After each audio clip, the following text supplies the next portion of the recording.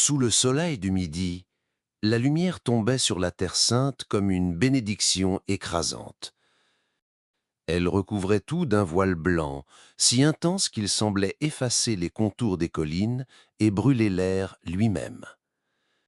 Les pierres des routes et des murailles reflétaient cette clarté aveuglante, projetant dans les yeux une lueur dure, presque douloureuse. Au loin, Jérusalem se découpait sur l'horizon, une silhouette de dômes et de tours, figée dans une mer de lumière et de poussière. Entre le ciel d'un bleu tranchant et la terre d'un ocre pâle, les voyageurs n'étaient que de petites ombres mouvantes. Sur ces routes, l'air n'était jamais vraiment immobile. Un vent sec passait par rafales, soulevant la poussière qui venait se coller à la peau et aux lèvres. Il entrait dans les narines, âcre, et laissait dans la bouche un goût métallique. Les sandales et les bottes soulevaient à chaque pas un nuage brun qui retombait lentement, comme si même la poussière était fatiguée de voyager. Les pèlerins avançaient en silence, économisant leur souffle. Leurs visages, brûlés par le soleil et creusés par la marche, ne trahissaient ni plainte ni faiblesse. Seul comptait l'objectif, atteindre la ville sainte. Mais la distance qui séparait les ports méditerranéens de Jérusalem n'était pas qu'une épreuve physique. C'était un passage à travers un territoire sans loi, où les pierres, les ravins et les dunes offraient autant de cachettes que de pièges. Les routes serpentaient entre des collines sèches, parfois ponctuées d'oliviers maigres ou de buissons épineux. Et ces reliefs étaient autant de refuges pour ceux qui guettaient. Bandits et mercenaires connaissaient chaque détour, chaque crevasse où disparaître après une attaque. Un groupe de voyageurs isolés devenait une proie facile.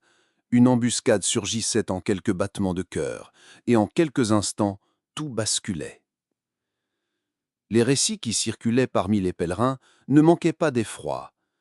On murmurait l'histoire de ces caravanes qui ne revenaient jamais, de ces sentiers où l'on retrouvait, des semaines plus tard, les restes d'un campement, les coffres éventrés, les croix brisées, et plus rien de vivant. Parfois, c'étaient des soldats démobilisés, perdus entre deux guerres, qui vendaient leurs armes aux plus offrants. Parfois encore, des tribus nomades cherchaient à se venger des incursions venues d'Occident en frappant ceux qui portaient la croix.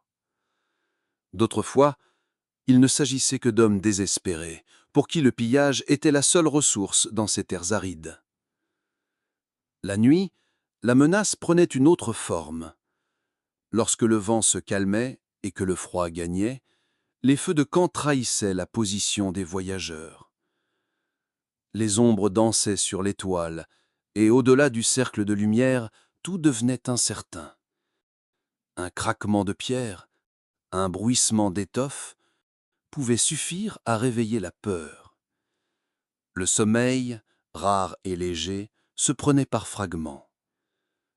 Chacun gardait une arme à portée de main, même ceux qui n'avaient jamais combattu. Pour se protéger, certains groupes engageaient des hommes armés. Ces gardes formaient un cercle autour des caravanes, surveillant les routes et tenant leurs chevaux prêts. Mais leur loyauté n'était pas toujours certaine. Un garde mal payé ou maltraité pouvait se retourner contre ceux qu'il devait protéger, ou s'éclipser au moment critique. Et plus les voyageurs transportaient de richesses, or, argent, reliques, denrées précieuses, plus ils attiraient l'attention. Les routes vers Jérusalem étaient aussi parcourues par des pèlerins solitaires, animés d'une foi si intense qu'ils bravaient ces dangers seuls. Certains venaient pour expier une faute, d'autres pour accomplir un vœu. Mais pour chaque pas qu'ils faisaient, l'ombre d'un guet-apens s'étendait sur leur chemin. Ces terres, chargées de souvenirs bibliques et d'échos anciens, étaient aussi un échiquier mouvant où s'affrontaient royaumes, émirs et seigneurs, et où l'innocence d'un voyageur n'importait peu. Ce monde d'incertitude appelait une réponse. Les autorités locales tentaient d'assurer un semblant de sécurité, mais leur force était incertaine. et la protection d'une route signifiait souvent l'abandon d'une autre. Les murs de Jérusalem pouvaient offrir un refuge, mais encore fallait-il survivre jusqu'à leurs portes. Il fallait plus qu'un hasard favorable ou la clémence des ennemis. Il fallait une garde permanente, une force disciplinée et fidèle, prête à se dresser sur chaque chemin. C'est dans ce vide, dans cette urgence silencieuse, que l'idée germa. Une idée simple, mais puissante. Unir la foi et l'épée, marier la discipline monastique à la rigueur militaire. Former un corps d'hommes qui, par vœu sacré, se tiendrait entre le pèlerin et le péril. Les routes de la Terre Sainte, balayées par la poussière et baignées de lumière implacable, allaient bientôt voir se lever un nouveau type de gardien. Des silhouettes blanches marquées d'une croix rouge, avançant en silence, et pour qui protéger signifiait servir Dieu lui-même. L'année 1119 baignait Jérusalem dans une lumière différente. La ville avait changé de main depuis 2 décennies, mais son parfum d'éternité restait le même. Encens montant des églises, bruissement des marchés, cliquetis des sabres portés par les gardes. Entre ces murs, la foi des pèlerins et la fatigue des soldats se mêlaient dans un même souffle. C'est là, au cœur de cette cité disputée depuis des siècles, qu'un serment allait être prononcé. Discret dans sa forme, immense dans ses conséquences. Hugues de Pint n'était pas un étranger aux rigueurs de la route. Chevalier champenois, il connaissait la discipline des armées et le poids du devoir. Godefroy de Saint-Omer, venu des terres du Nord, portait la même gravité dans le regard. Les 2 hommes s'étaient croisés au gré des campagnes, puis retrouvés à Jérusalem, là où la foi et le danger se côtoyaient à chaque pas. Ce qui les liait plus encore que l'acier de leurs épées, c'était une vision commune, celle d'une protection qui ne se limiterait pas au champ de bataille, mais s'étendrait au chemin même qui menait à la ville sainte. Ils avaient vu les pèlerins arriver, épuisés, le visage creusé par les épreuves du voyage. Certains portaient des cicatrices fraîches, d'autres ne marchaient plus que grâce à l'appui d'un compagnon. Les récits se ressemblaient. Attaques dans les collines, disparitions soudaines, routes désertes où chaque tournant pouvait cacher un ennemi. Ce n'était pas seulement l'épée de l'adversaire qui menaçait, mais aussi la faim, la soif, la fièvre. Hugues et Godefroy savaient que, pour beaucoup, atteindre Jérusalem relevait déjà d'un miracle. Un soir, à l'abri des murs de la ville, ils se retrouvèrent dans une salle sobre, éclairée par la flamme hésitante de quelques lampes à huile. La pierre gardait encore la fraîcheur de la nuit qui tombait. Autour d'eux, quelques compagnons de confiance, des hommes qui avaient vu les mêmes injustices, les mêmes corps gisant au bord des pistes. Là, ils parlèrent non de gloire ou de conquête, mais de service. Et de cette conversation, presque murmurée, naquit une décision qui scellerait leur vie. Ils prirent un vœu. Un engagement devant Dieu, simple dans ses mots, absolu dans son exigence, protéger ceux qui venaient prier au Saint-Sépulcre, escorter les voyageurs depuis les ports jusqu'à la ville, défendre les faibles contre toute menace. Ils ne cherchaient pas l'enrichissement ni les honneurs. Leur mission serait leur seule récompense. Cette idée, d'abord intime, allait s'enraciner dans la pierre même de Jérusalem. Le groupe était modeste. 9 chevaliers. Pas un de plus. 9 hommes pour surveiller des routes qui s'étendaient sur des dizaines de lieues. Ils n'avaient pas de grandes forteresses ni de trésors à distribuer. Mais ils possédaient ce que les marchands ne pouvaient vendre, une discipline née de l'entraînement, et une foi capable de donner sens à chaque épreuve. Leur serment était à la fois prière et arme, silence et présence. Les habitants de Jérusalem commencèrent à les remarquer. On disait qu'ils chevauchaient souvent à la lisière de la ville, guettant les caravanes qui approchaient. Parfois, ils s'escortaient un groupe jusqu'aux portes sans demander paiement. Leur présence, même discrète, était une promesse. Pour les pèlerins, elle signifiait que, peut-être, cette fois, le voyage s'achèverait sans perte ni larmes. Ils vivaient simplement, partageant leurs repas comme une communauté monastique. Pas de soins ni d'ornements. Leur équipement était fonctionnel, usé par le service. Mais dans leurs gestes, on devinait la rigueur des soldats et la patience des moines. Ils priaient avant de partir, priaient à leur retour, comme si chaque mission était un acte liturgique. Leur vie était rythmée par la route et par l'autel, par le fracas des sabots et le murmure des psaumes. Ce que Hugues, Godefroy et leurs compagnons avaient créé n'avait encore pas de nom. Ce n'était qu'un petit cercle d'hommes liés par un engagement. Mais déjà, leur réputation s'étendait au-delà des murs. Les voyageurs revenaient en Europe avec des histoires d'hommes en armes qui gardaient les chemins du royaume latin, non pour eux-mêmes, mais pour Dieu et pour les pèlerins. Ainsi, sans fanfare ni proclamation, commençait une aventure qui dépasserait la vie de chacun d'eux. Leur serment, né dans la pénombre d'une salle simple, allait devenir une lumière que l'on suivrait bien au-delà des collines de Judée.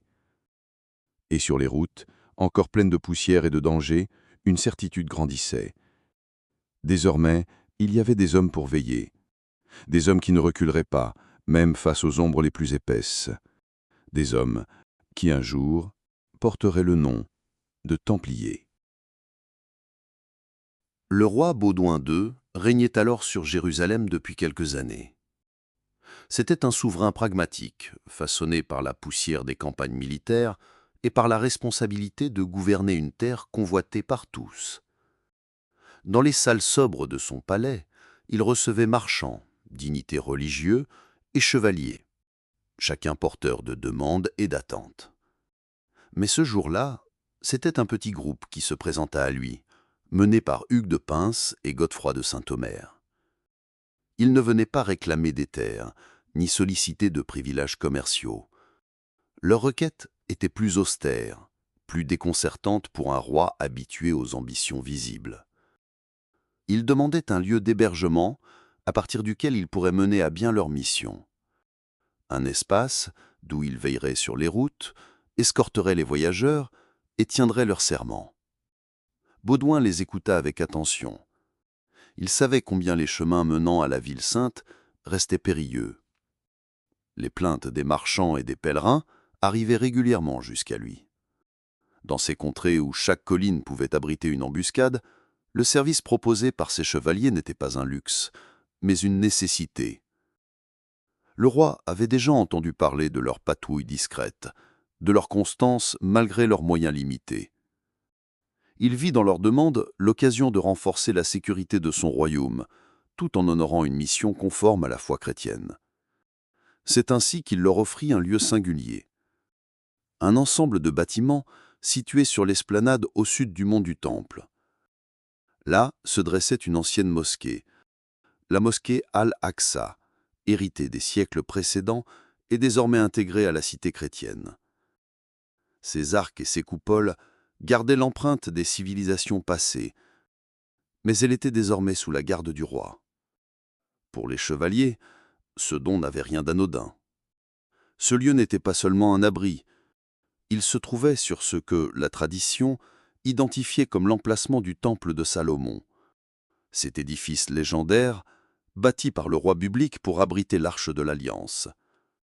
Les pierres de l'esplanade semblaient porter l'écho des psaumes anciens, des prières murmurées depuis des millénaires. S'installer ici, c'était entrer dans une histoire qui dépassait de loin leur époque. Ils prirent possession du lieu avec une humilité visible. Pas de procession grandiose, pas de proclamation. Seulement le pas feutré de quelques hommes traversant les salles voûtées, explorant les cours où la lumière du matin se posait doucement. Leur chambre était simple, presque austère. Mais la proximité de ce site sacré leur donnait une force nouvelle. Ils dormaient à l'ombre de l'histoire, là où, selon la tradition, se dressaient jadis les colonnes du temple et les chambres du sanctuaire. Ce nouvel ancrage donna aussi un nom à leur fraternité. Jusqu'alors, ils étaient simplement un groupe, unis par un serment. Désormais, ils allaient être connus comme les pauvres chevaliers du Christ et du temple de Salomon. Pauvres, car ils ne possédaient ni richesse personnelle, ni faste mondain. Du Christ, car leur mission était un acte de foi et de service. du temple de Salomon, car leur demeure se tenait sur cet emplacement chargé de mémoire sacrée. Leur quotidien s'organisa autour de ce point fixe. De là, partaient leurs patrouilles vers les routes poussiéreuses qui menaient aux ports et aux villes voisines. Là, ils revenaient, poussiéreux et fatigués, pour prier dans le silence des salles voûtées. Les murs, épais et anciens, les protégeaient des vents du désert, mais ils semblaient aussi les relier à quelque chose d'immuable. Dans la fraîcheur des pierres, les voix basses des prières résonnaient comme si elles rejoignaient celles des générations passées. Peu à peu, la nouvelle se répandit. Les voyageurs parlaient de ces chevaliers qui vivaient au temple et dont la croix rouge commençait à devenir familière. Les chroniques mentionnaient leur installation sur cette esplanade où l'histoire biblique se mêlait aux réalités de la croisade.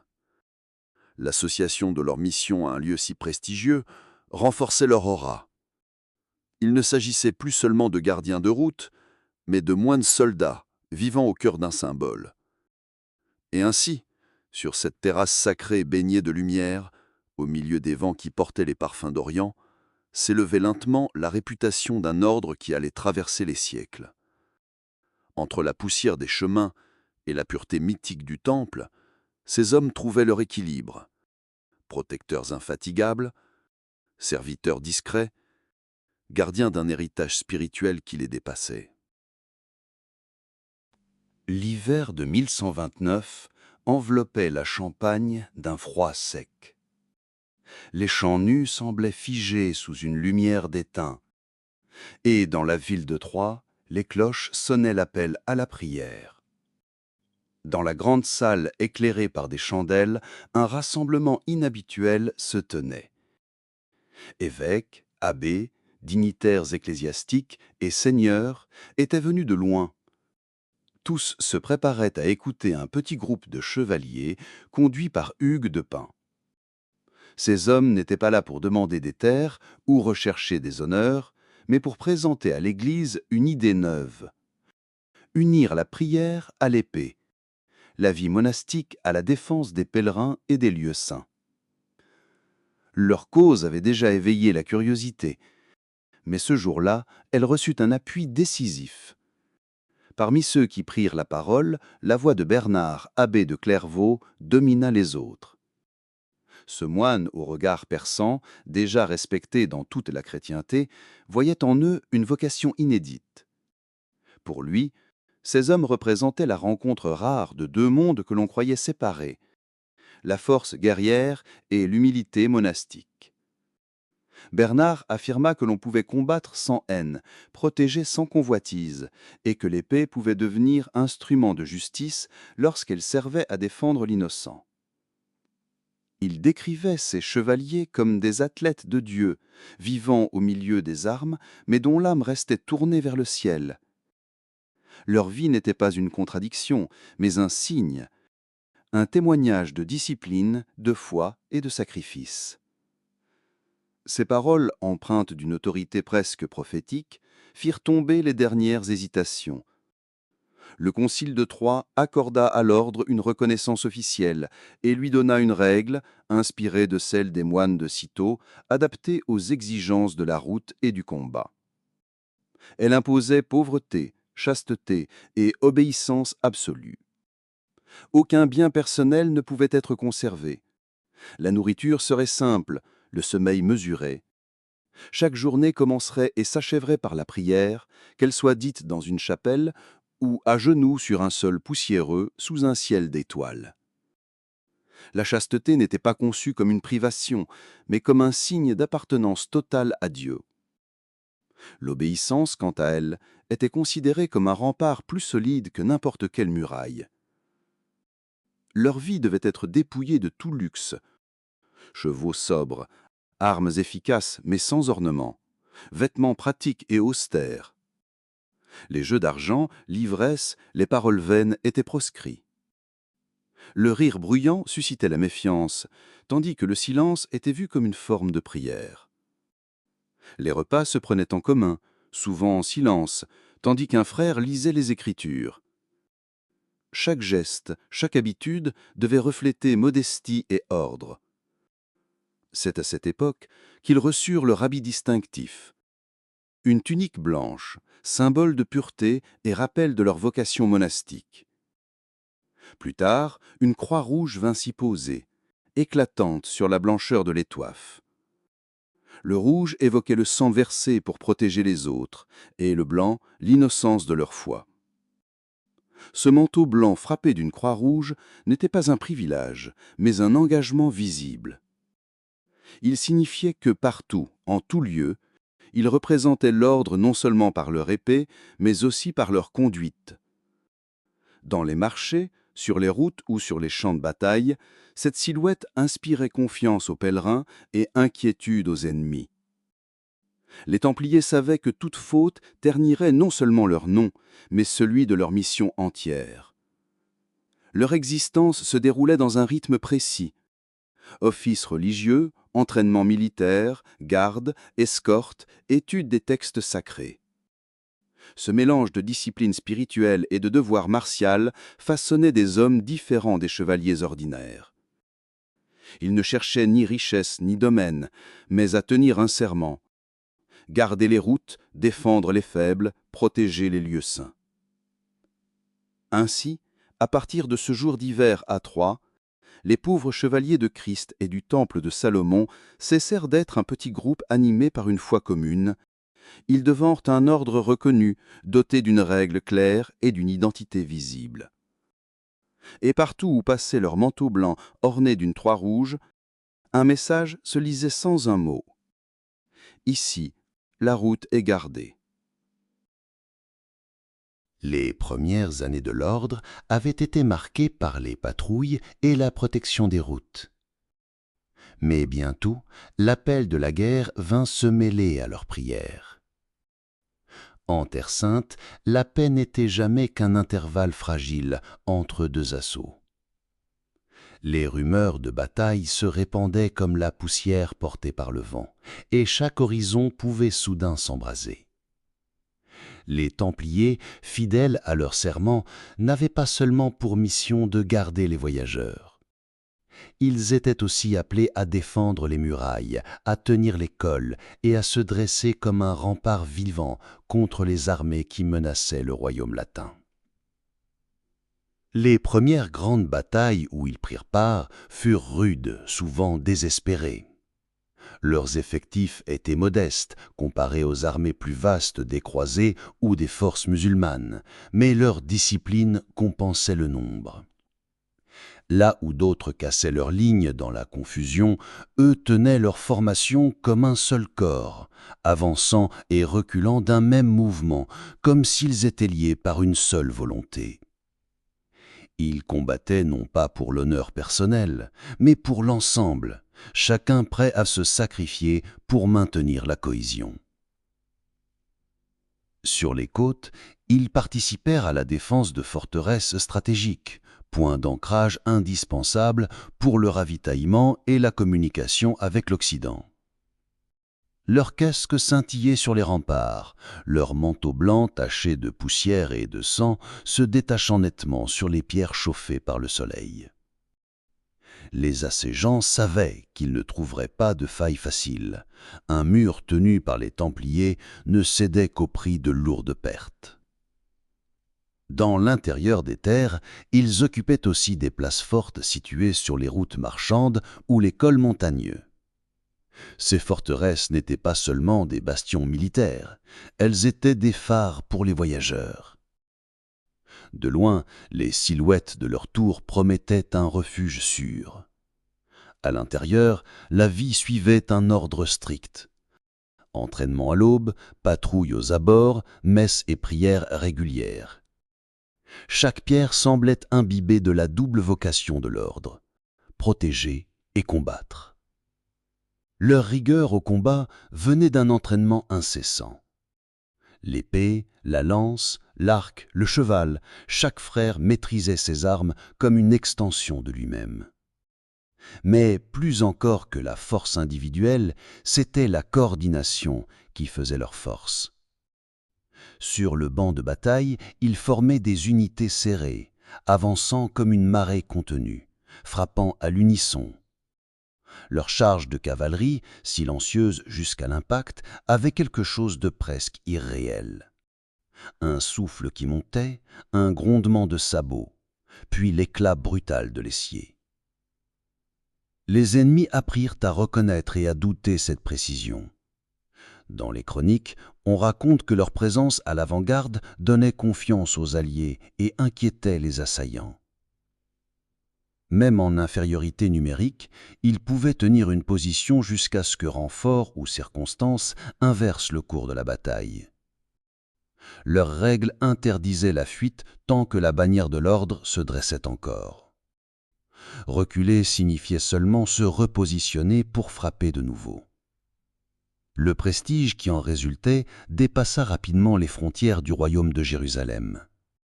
En Europe, les récits des voyageurs et des soldats évoquaient ces moines soldats qui combattaient avec l'endurance des vétérans et la foi des saints. Les princes voyaient en eux une force fiable, incorruptible, capable de tenir là où d'autres s'effondraient. Leur réputation se bâtissait non pas sur les discours, mais sur les pierres qu'ils avaient défendues et sur les routes qu'ils avaient maintenues ouvertes malgré les menaces. Pourtant, au cœur de ces affrontements, ils restaient fidèles à leur rythme spirituel. Dans les veilles précédant une bataille, on les voyait rassemblés dans la chapelle ou, faute de lieu sacré, en cercle autour d'un simple autel portatif. Les prières montaient vers le ciel nocturne, se mêlant au bruit lointain des forges et des sentinelles. Chaque combat était précédé par la confession et suivi, pour les survivants, par l'action de grâce. Leur victoire ne leur appartenait pas, elles étaient offertes à celui qu'ils servaient. Ainsi, à mesure que les années passaient, les Templiers passèrent du rôle de gardiens de route à celui de colonne vertébrale militaire du royaume latin. Leurs bannières flottaient sur les forteresses côtières comme sur les citadelles de l'intérieur. Et sur les champs de bataille, là où le feu et l'essier décidaient du destin des hommes, leur présence signifiait que la ligne tiendrait. Pas par orgueil, mais parce qu'ils avaient juré de rester jusqu'à la fin, là où le devoir les appelait. À mesure que les années s'écoulaient, les Templiers découvrirent qu'une autre arme, plus silencieuse que l'épée, pouvait servir leur mission. Les routes qu'ils avaient protégées n'étaient pas seulement parcourues par les pèlerins, mais aussi par les marchands, les messagers et ceux qui transportaient l'or nécessaire aux croisades. Le danger n'était pas moindre pour ces voyageurs.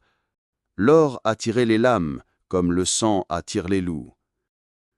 Les Templiers comprirent que protéger les hommes passait aussi par protéger leurs biens. Peu à peu, un système prit forme. Dans les commanderies d'Europe, un pèlerin ou un marchand pouvait déposer ses richesses avant de partir. En échange, il recevait un document codé, un signe de reconnaissance que seuls les frères pouvaient déchiffrer. Une fois arrivé en Terre Sainte, il pouvait se rendre à une autre commanderie et retirer l'équivalent de sa somme sans avoir à transporter un seul denier durant le voyage. Ce procédé, simple dans son principe, mais révolutionnaire pour l'époque, réduisait considérablement les risques de vol ou de meurtre en chemin. Ce n'était pas seulement une question de sécurité, c'était aussi une question de confiance. Les Templiers avaient gagné une réputation d'intégrité telle que leurs coffres étaient considérés comme les plus sûrs d'Occident. Nobles, rois, marchands et même ordres religieux y déposaient leurs trésors, confiants que nul ne pourrait y toucher sans l'accord de l'ordre. Dans un monde où la loi était souvent dictée par la force, cette garantie était précieuse. Ce service ne se limitait pas au transport de fonds. Les Templiers géraient également les dettes, finançaient des expéditions et louaient des terres. Leur réseau s'étendait des campagnes françaises aux ports méditerranéens jusqu'aux citadelles de Terre Sainte. Une lettre portant leur sceau pouvait circuler librement d'un royaume à l'autre, ouvrant des portes et facilitant des transactions qui auraient été impossibles pour un particulier isolé. Les coffres se remplissaient. Chaque dépôt, chaque transaction ajoutait à leurs ressources. Et si l'ordre restait fidèle à ses règles de vie austères, cette richesse matérielle ne passait pas inaperçue. Dans les cours d'Europe, on commençait à chuchoter sur l'étendue de leurs moyens. Certains rois se demandaient si ces moines soldats n'étaient pas en train d'accumuler un pouvoir qui dépassait le domaine militaire. Mais pour les Templiers, pourtant, cette richesse n'était pas une fin, mais un outil. Elle permettait d'entretenir leurs forteresses, d'armer leurs frères, de financer les routes et les navires nécessaires à la survie des États latins d'Orient. Mais dans un monde où l'argent signifiait pouvoir, ces nuances se perdaient facilement. Aux yeux des puissants, ils devenaient non seulement des protecteurs du Saint-Sépulcre, mais aussi des maîtres d'un trésor immense. Les jalousies grandissaient. Les rois endettés envers l'ordre voyaient leur dépendance avec un mélange de gratitude et d'amertume. Certains barons, ruinés par la guerre ou par des querelles féodales, se souvenaient que leurs terres appartenaient désormais aux Templiers. Et dans les esprits, une question commençait à se poser. Un ordre militaire, aussi pieux soit-il, devait-il vraiment détenir une telle influence économique? Mais pour l'instant, ces murmures restaient faibles, noyés dans le prestige dont jouissait l'ordre. Les pèlerins continuaient à affluer, déposant leurs biens en Europe pour les retrouver intacts en Orient. Les navires templiers transportaient non seulement des hommes et des armes, mais aussi les fruits d'échanges commerciaux, des épices aux tissus précieux. Les commanderies prospéraient, mais sans ostentation. Leurs bâtiments, solides et fonctionnels, reflétaient toujours l'idéal d'austérité. Il y avait dans ce réseau invisible quelque chose d'aussi stratégique que leurs forteresses. Les routes qu'ils avaient jadis défendues par la lance, ils les défendaient désormais aussi par des contrats et des sceaux. Et dans les salles silencieuses où s'alignaient les coffres de bois ferré, le tintillement discret des pièces avait remplacé le fracas des armes, mais servait au fond la même cause. L'été de l'an 1187 s'ouvrit sur une chaleur écrasante. Au nord de la mer de Galilée, l'air était lourd, presque suffocant, et la lumière blanche du soleil semblait vouloir consumer la terre. C'est là, sur les collines pierreuses proches du lac de Tibériade, que se joua le destin des États latins d'Orient. Les bannières aux croix rouges des Templiers flottaient parmi d'autres, mêlées aux couleurs des rois et des seigneurs venus défendre Jérusalem. Face à eux, Saladin, stratège patient et implacable, avait choisi le terrain et le moment. La soif fut leur premier ennemi. Les sources avaient été coupées, les points d'eau contrôlés par l'armée musulmane. Les armures, chauffées par le soleil, brûlaient la peau. Le vent, quand il soufflait, ne portait qu'une poussière âcre qui collait aux lèvres. Les chevaliers avançaient péniblement, écrasés sous le poids du métal et de la fatigue. Puis vinrent les attaques incessantes, flèches tombant comme une pluie mortelle, charges rapides qui harcelaient les lignes. Peu à peu, l'ordre se disloqua. Lorsque le combat cessa, la terre de Hattin était couverte de corps et de bannières abattues. De centaines de chevaliers, dont de nombreux templiers, furent capturés. Pour l'ordre, la défaite ne fut pas seulement militaire. Elle marqua la perte de Jérusalem, cœur et raison d'être de leur mission. La ville sainte tomba aux mains de Saladin peu après, et avec elle, une part de l'âme des croisés. Les années qui suivirent furent celles du repli. Les Templiers durent abandonner leurs forteresses les unes après les autres, cherchant à maintenir des positions sur la côte. Puis, à mesure que la pression augmentait, à se replier vers Chypre. L'île devint à nouveau centre stratégique, un refuge sûr au milieu de la mer. Mais elle n'était pas Jérusalem. Là-bas, sur l'esplanade du temple, les traces de leurs pas avaient déjà été recouvertes par d'autres. Loin de la Terre Sainte, leur rôle changea insensiblement. Les grandes batailles de cavalerie se firent vraiment rares, remplacées par des missions de garnison, d'escorte ou de défense de points isolés. Le prestige de leurs victoires passées restait, mais il s'étiolait peu à peu, comme un écho qui s'éloigne. Leur force militaire demeurait réelle, mais elle ne pesait moins dans les décisions stratégiques, désormais dominées par des puissances plus vastes et mieux organisées. Dans les cours d'Europe, la vision des Templiers évoluait également. On continuait de les respecter, mais on les voyait moins comme les indispensables gardiens du Saint-Sépulcre, et davantage comme des acteurs politiques et économiques. Leur réseau bancaire, leur richesse et leur indépendance suscitaient l'admiration autant que la méfiance. Les rois savaient qu'ils pouvaient compter sur eux pour lever des fonds rapidement. Mais cette dépendance créait une tension invisible, comme une corde qui se tend trop. Les pèlerinages vers la Terre Sainte, bien que toujours possibles, étaient devenus plus périlleux encore qu'aux premiers jours des croisades. Les routes étaient plus longues, les dangers plus nombreux, et l'idée même de reprendre Jérusalem paraissait s'éloigner.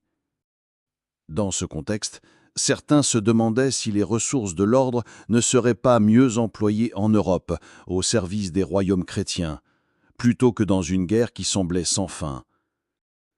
Pour les frères eux-mêmes, le sentiment de mission restait intact, mais il s'accompagnait d'une mélancolie nouvelle. Les récits du temple de Salomon, des victoires éclatantes, des pèlerins arrivant en procession jusqu'au Saint-Sépulcre, tout cela appartenait désormais à la mémoire. Leurs prières, prononcées dans les chapelles de Chypre ou dans les commanderies d'Occident, portaient toujours vers Jérusalem, mais la distance se faisait sentir comme un vide dans la poitrine. Ainsi, à la fin du XIIe siècle, les Templiers demeuraient puissants, mais plus tout à fait les mêmes. Leurs épées, autrefois au cœur des plus grandes batailles de la chrétienté, servaient désormais à défendre des frontières lointaines et fragiles.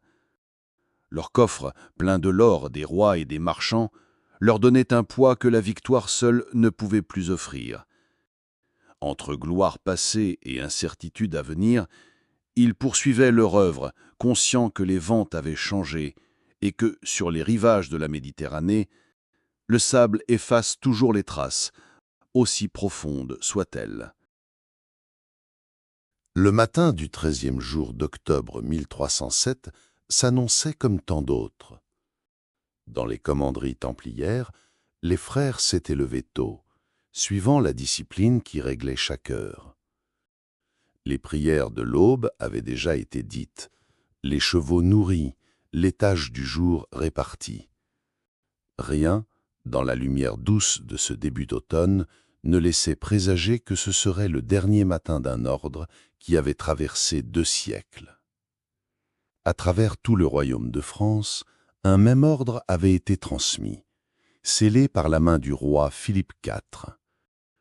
Il ne devait être ouvert que dans la nuit et exécuté à l'aube.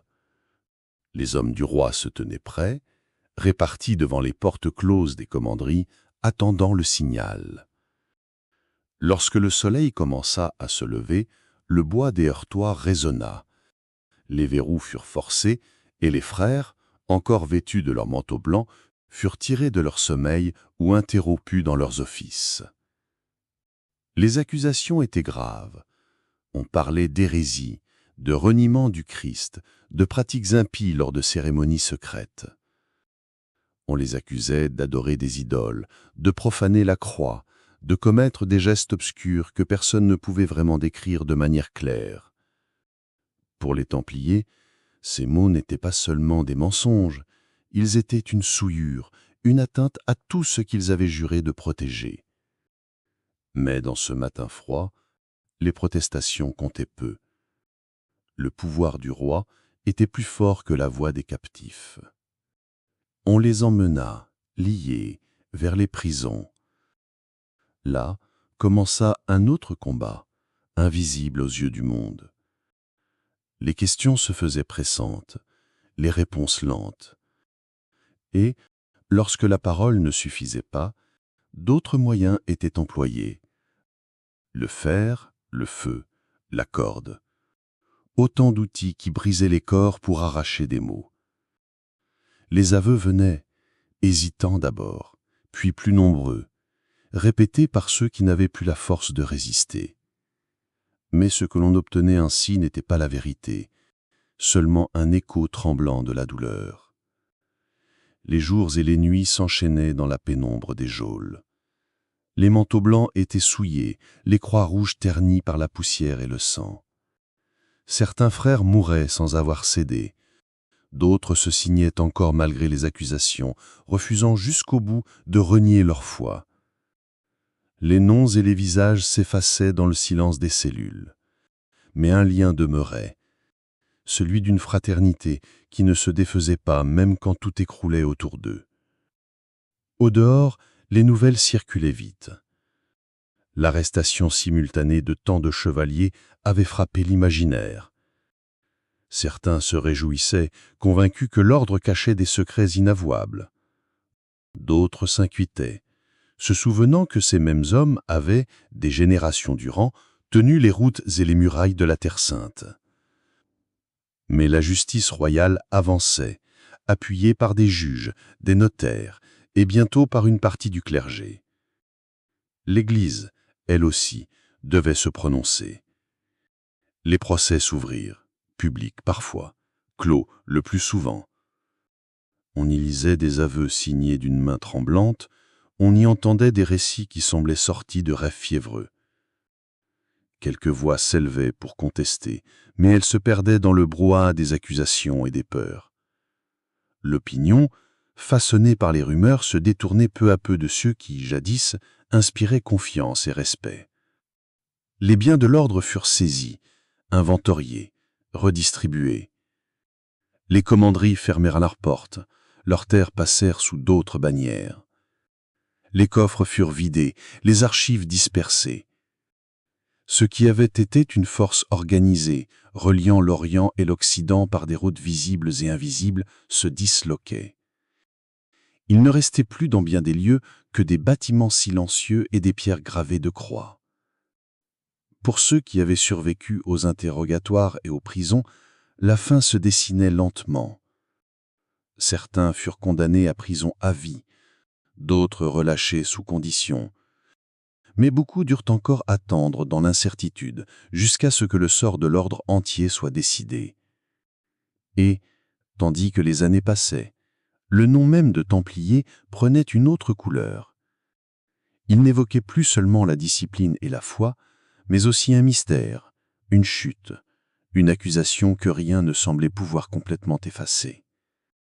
Dans les rues, au soir de ce 13 octobre, peu de gens savaient vraiment ce qui s'était passé.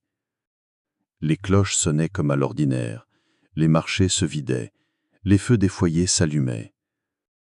Mais dans les cachots, dans les salles étroites où l'on tenait les interrogatoires, une page d'histoire venait de se tourner. Sans bataille, sans siège, sans muraille abattue, un ordre puissant avait été frappé au cœur par la seule force des sceaux et des ordres écrits. Ce matin-là, les Templiers étaient encore des gardiens, des moines, des soldats liés à un serment. Au soir, ils étaient des prisonniers, des accusés, des hommes que l'on forçait à répondre de crimes qu'ils ne comprenaient pas toujours. Et dans ce basculement soudain, quelque chose se perdit, qui ne se mesure pas seulement en terre ou en coffre. C'était la certitude qu'un manteau blanc frappé de rouge suffisait, par sa seule vue, à promettre la sécurité. Désormais, cette croix serait aussi le signe d'un mystère que les siècles n'ont jamais complètement éclairci.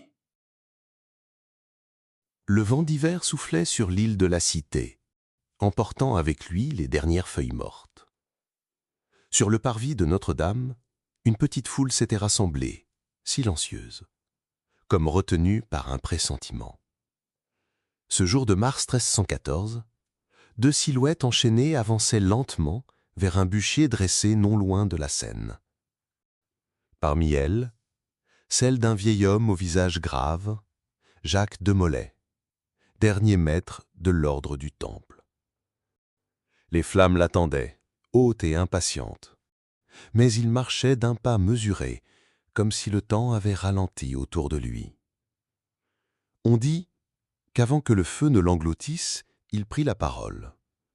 Sa voix, claire malgré les années et les épreuves, s'éleva au-dessus du murmure du vent.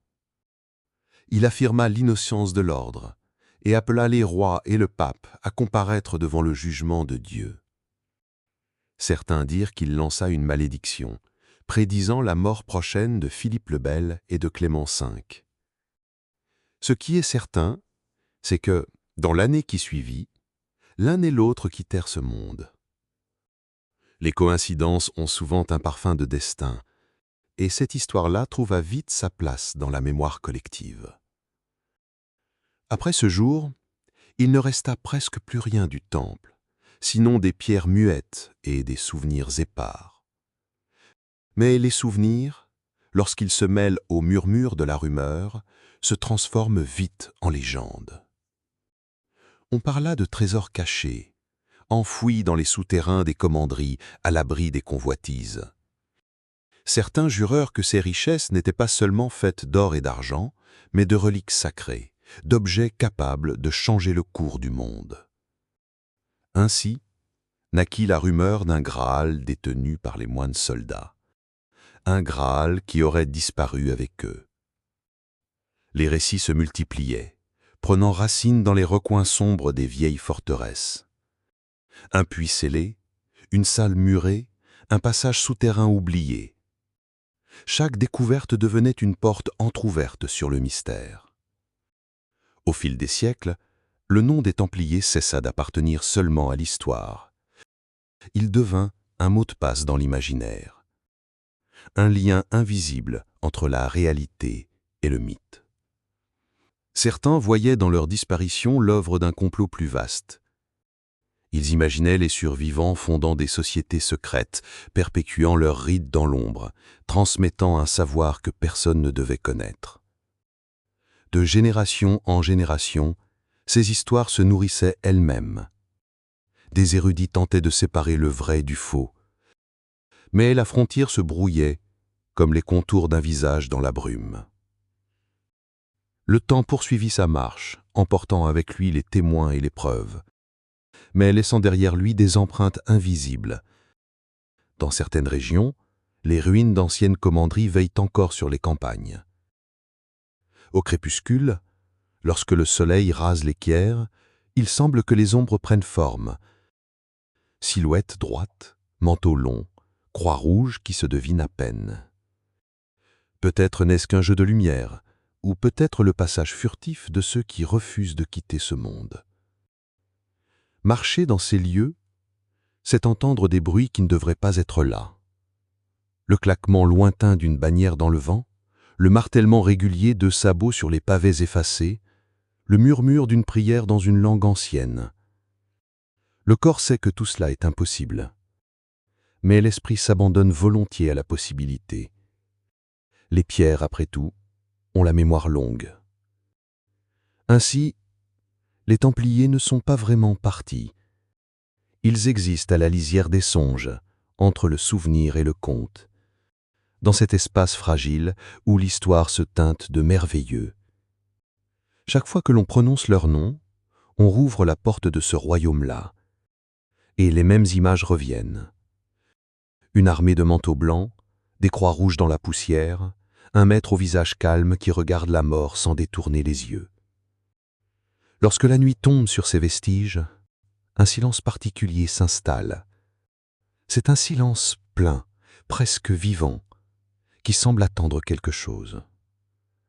On pourrait croire qu'il tend l'oreille vers un lointain sabbat de cloche ou qu'il écoute le pas régulier d'un cheval invisible. Ceux qui ont veillé trop longtemps dans ces endroits vous diront qu'à un certain moment, il n'y a plus vraiment de différence entre la veille et le rêve.